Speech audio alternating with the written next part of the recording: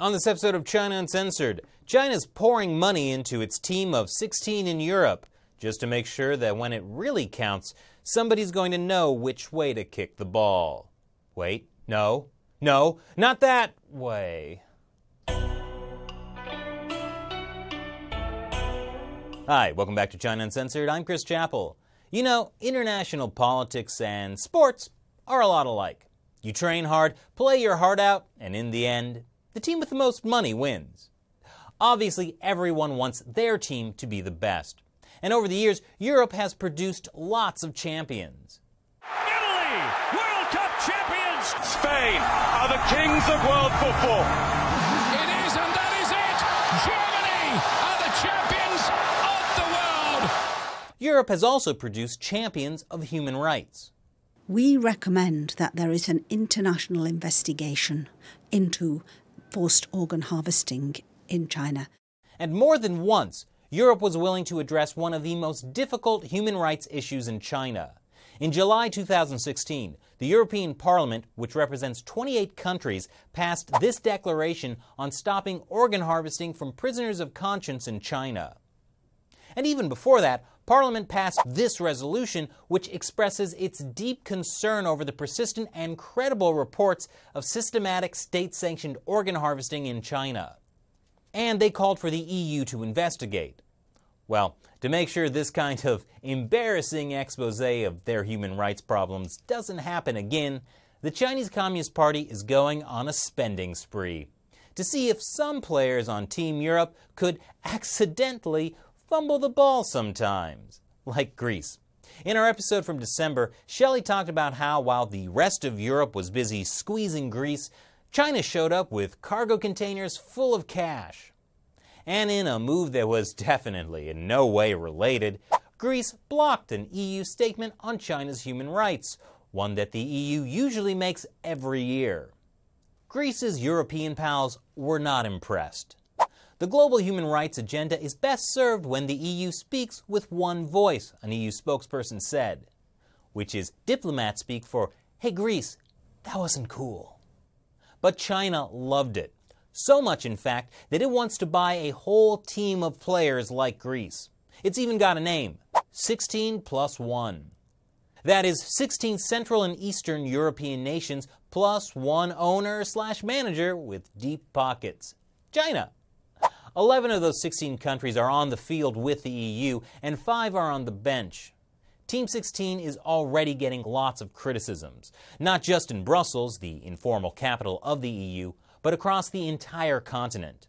One problem, according to an unnamed European diplomat, is that China is using Team 16 to change laws in Europe. Some of them are touching on areas where there are already initiatives between the EU and China. And we only see the tip of the iceberg. The tip of the iceberg. Don't worry, icebergs are probably nothing to worry about. But that warning seems lost on some countries. In Hungary, Chinese investment is hailed as the eastward opening. Serbian authorities see it as the glue in a reliable friendship, while the Polish government describes it as a tremendous opportunity. An eastward opening? Oh, I think I see one. Go. Go! Oh, no! That wasn't supposed to happen. Anyways, it's obvious why Team 16 wants China.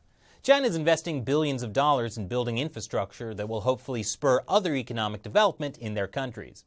In fact, since 2012, Chinese companies have announced $15 billion worth of investment. It's now all being wrapped into China's One Belt, One Road initiative. And roads are getting built. In 2014, a Chinese state-owned power company and bank agreed to build a $1.5 billion highway in Bosnia. A year later, a different Chinese company signed a $3.6 billion deal to build a highway between Albania and Montenegro. These are glorious, heady times, at least until it's time to repay those billions of dollars in loans. But they'll cross that bridge when they come to it. Hopefully.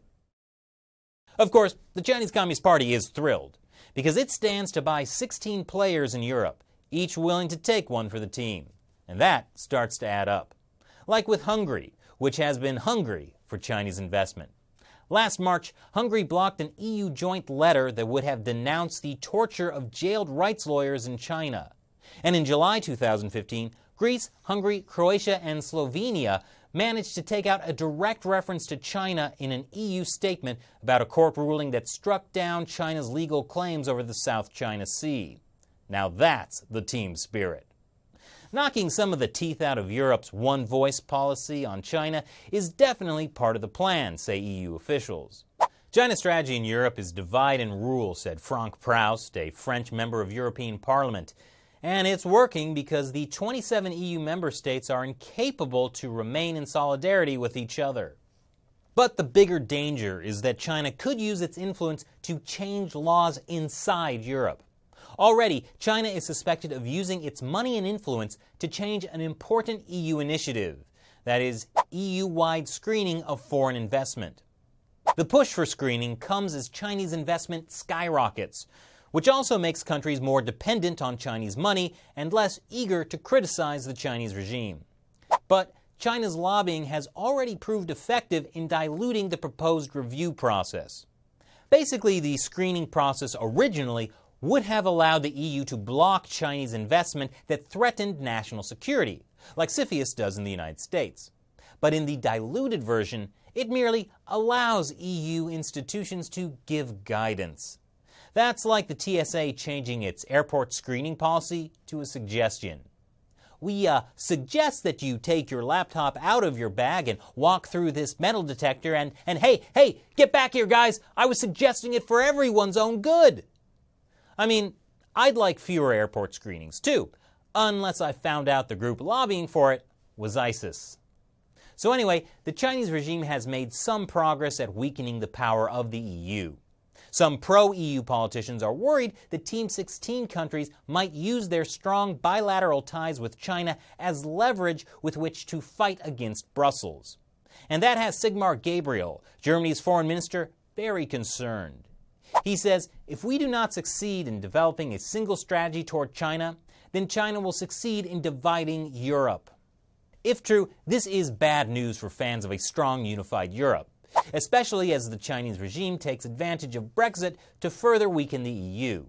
Pro-EU enthusiasts see long-lasting peace and prosperity as a major benefit of unification, a benefit that's shared among friends. But when it comes to high-stakes politics, it may be like former governor of Texas Ann Richards famously said, "In politics, your enemies can't hurt you, but your friends will kill you." Especially if your friends are the kind of people who like buying soccer teams and torturing dissidents. So what do you think about China's investment in Europe? Is China building a winning team, or just making sure when push comes to shove, it's got someone to help them score? Leave your comments below. Thanks for watching this episode of China Uncensored. Once again, I'm your host, Chris Chappell. See you next time. Keep a close eye on China's checkbook diplomacy. Visit ChinaUncensored.tv. We upload full half-hour episodes you won't see on YouTube. Learn about interference from the Chinese regime even before world leaders do. ChinaUncensored.tv.